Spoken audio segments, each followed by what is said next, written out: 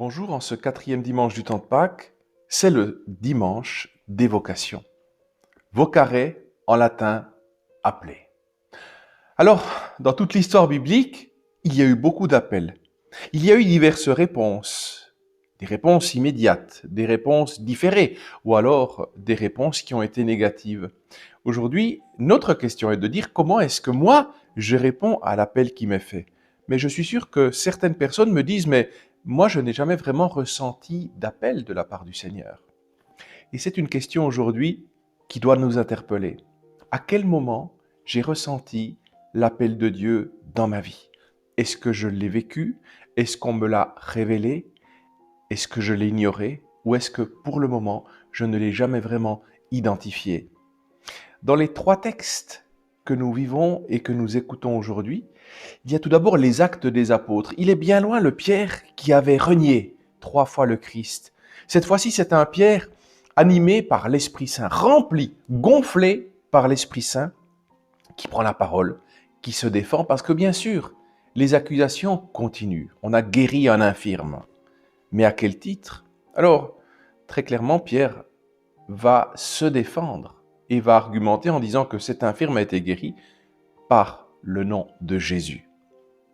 Oui, il est bien loin le Pierre qui reniait. Aujourd'hui, Pierre dit clairement, vous avez crucifié le Christ, vous avez crucifié le Fils de Dieu qui est ressuscité, et c'est par son nom que cet infirme a été guéri.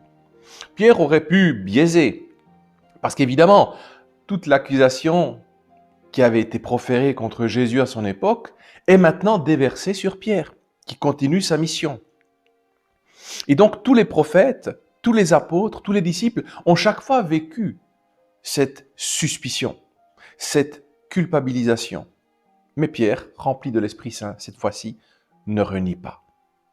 Il va même dire, mais c'est vous qui l'avez mis à mort, c'est vous qui l'avez crucifié, mais il est ressuscité.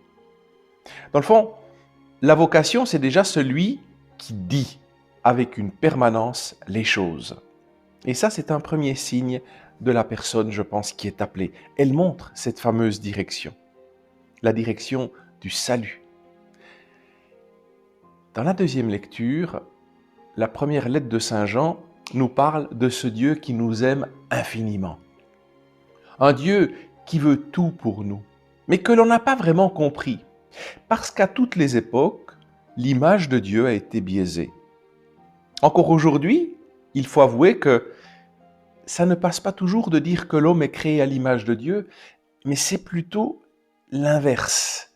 Et donc je crée Dieu comme moi je l'interprète, ce que moi j'ai envie d'en penser. Et à cette époque-là, on voyait un Dieu qui était toujours un Dieu vengeur, culpabilisateur, un Dieu qui écrasait, qui tentait, qui combattait. Alors parler d'un Dieu d'amour qui va aller jusqu'à donner son Fils pour le salut du monde, c'était inconcevable.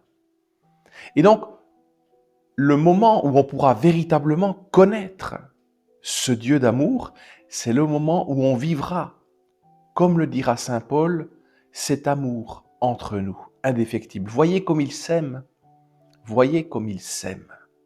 Cet amour du prochain, cet amour qui se donne gratuitement, cet amour qui va au-dessus même de l'erreur, de la douleur.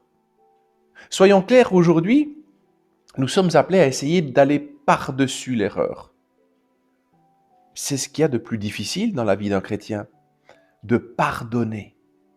Surtout une erreur qui n'a pas forcément été confessée, c'est très difficile. Mais en tout cas, on peut entamer un chemin de prière pour celui qui a fait une erreur, pour celui qui a blessé.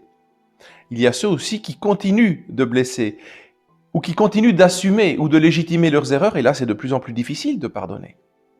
Parce que c'est une dynamique mutuelle, le pardon. Ça implique une volonté de réparer, une volonté de contrition.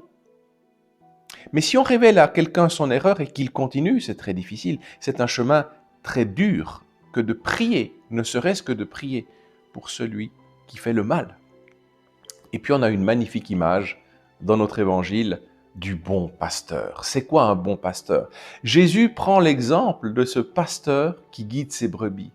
Et l'image du bâton, le berger, à l'image de Moïse, devant cette étendue de mer, la mer morte, qui va s'ouvrir, cette mer rouge qui va s'ouvrir, et cette mer qui est le lieu de la perdition, cette mer rouge qui va être le lieu d'un passage, un passage que l'on n'attend pas, parce que le signe de Dieu, lorsque Moïse tape avec ce bâton, est un signe de foi extraordinaire. Les eaux vont se séparer.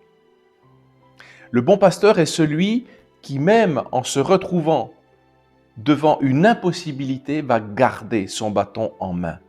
Et Jésus nous prendra cette image magnifique d'un berger qui également porte sa brebis, la brebis faible, mais il va chercher aussi en dehors de l'enclos la brebis perdue. Parce que c'est ça le pasteur. C'est ça le véritable berger, celui qui va chercher la brebis perdue, qui n'attend pas qu'elle revienne. Il part à sa rencontre. Il va prendre des risques.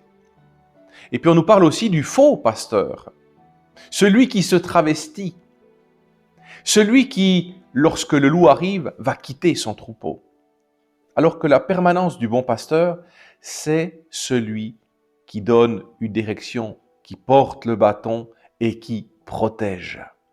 C'est magnifique cette image aujourd'hui des appelés.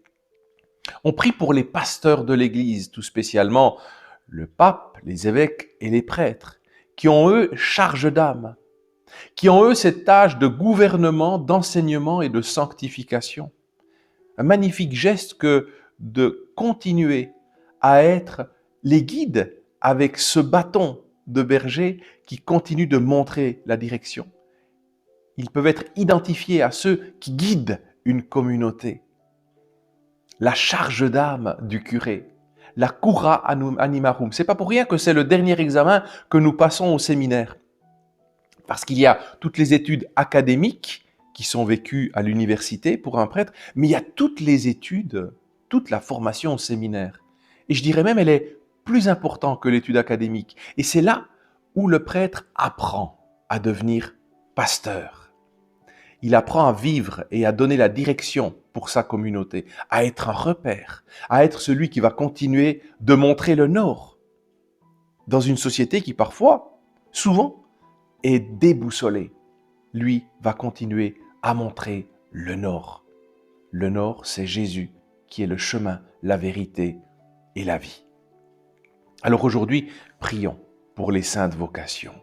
Des saintes vocations, ça ne veut pas dire des êtres qui soient parfaits, mais des êtres qui sont tout donnés. Aujourd'hui, il y a deux questions que l'on peut se poser. Dans mon appel en tant que baptisé, en tant que prêtre ou autre, qu'est-ce que je suis prêt à donner à Dieu? Et puis une deuxième question, qu'est-ce que je suis prêt à perdre pour Dieu? Ou on pourrait dire à risquer pour Dieu aujourd'hui dans ma vie? Est-ce qu'à l'image de Saint Pierre, avant sa conversion réelle, est-ce que je vais renier si le danger est là? Ou à l'inverse, après la résurrection du Christ, est-ce que je vais le défendre en disant « c'est par le nom de Jésus que l'infirme est sauvé ». L'infirme n'a pas été guéri, l'infirme a été sauvé. Aujourd'hui, la vocation est un terme fondamental dans notre Église. Et si nous sommes attentifs à continuer à être les signes vivants de cet appel, si nous continuons d'appeler des vocations autour de nous, tout spécialement bien sûr des vocations pastorales de pasteurs qui doivent guider la communauté, si nous sommes attentifs à les entourer, à les stimuler, et pourquoi pas dans nos propres familles. Parce que souvent, on dit c'est beau les vocations, mais si son propre fils a envie de devenir prêtre, il y a souvent des parents qui réagissent mal en disant « non, il y a d'autres voies mieux reconnues dans notre monde ». Il y a cette volonté d'être grands-parents. Et ça, c'est un problème. Renoncer, c'est risquer. Renoncer, c'est tout donner. Aujourd'hui, est-ce que je suis prêt à tout donner à Dieu? Que celui qui a des oreilles entendent.